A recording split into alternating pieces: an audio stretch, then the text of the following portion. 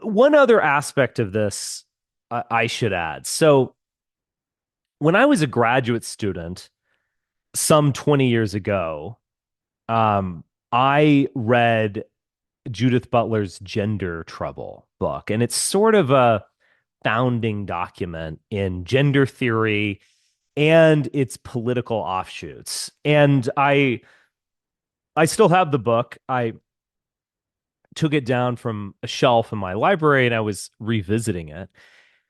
And the conclusion I came to was that, you know, founders come first, then profiteers. But Judith Butler might very well have founded this discipline, at least in its modern incarnation. But in so many ways, the gender theory of the woke era was not Butlerian at all, actually, because she was writing this in the 90s, and she was influenced by Foucault, and there's even a sort of Nietzschean streak to Judith Butler, although a left-wing variety of Nietzsche, to say the least.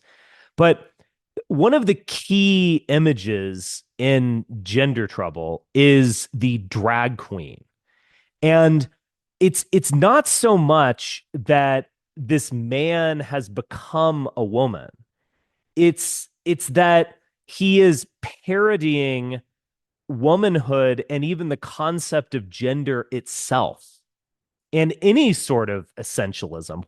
What is a woman? Well, what is an American or a German or a Chinese or she it is like fragmenting everything in a way. And so what she would say is that when you see a drag performer, and let's say he's a man biologically, he's dressed up like a woman, and he might very well, not in many cases, but in some cases, he might very well be a very attractive woman.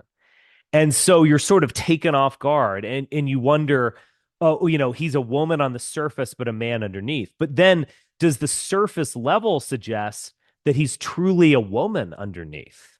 And so you're kind of thrown into this kaleidoscope fragmentation of identity by this parody. And that was her concept. And again, it's taking from Foucault. I mean, I say this as a Nietzschean. I think this way of thinking is Nietzschean on some level, though not something that I like, but whatever. It's Dionysian. But what became popular in the age of woke, 2012 through 2020, 2022, let's just say 10-year period, woke, the woke era, is not that. Because the way transgenderism became popular was a sort of mismatch between body and soul. I don't think that transgenderism can even function without a concept of the eternal soul, in fact. So you have a female mind. It's not even a female brain. It's a female mind or psyche or soul. And it's trapped in this body. And so the soul can be liberated through modern medicine. And the outside can officially reflect what is in the inside. But that inside isn't something that you can really point to. You can't find a gene or something. They're like, oh, you actually are a woman. In fact, if you look at the chromosomes, she's a man. But so there's this a sort of like Gnostic turn to the way that transgenderism has been understood.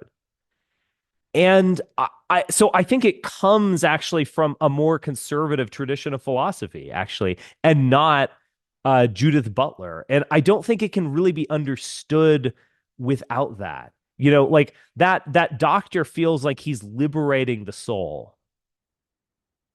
And I don't know. I don't quite even know. I don't know what it means that we're sort of kind of rejecting that at this point. I don't know what it means exactly. But I would stress that transgenderism only became a thing and descended from, vanguard academia or the streets of San Francisco or Berlin. It only became a thing because it presented itself in this quasi Platonic garb of the eternal soul. Just a thought.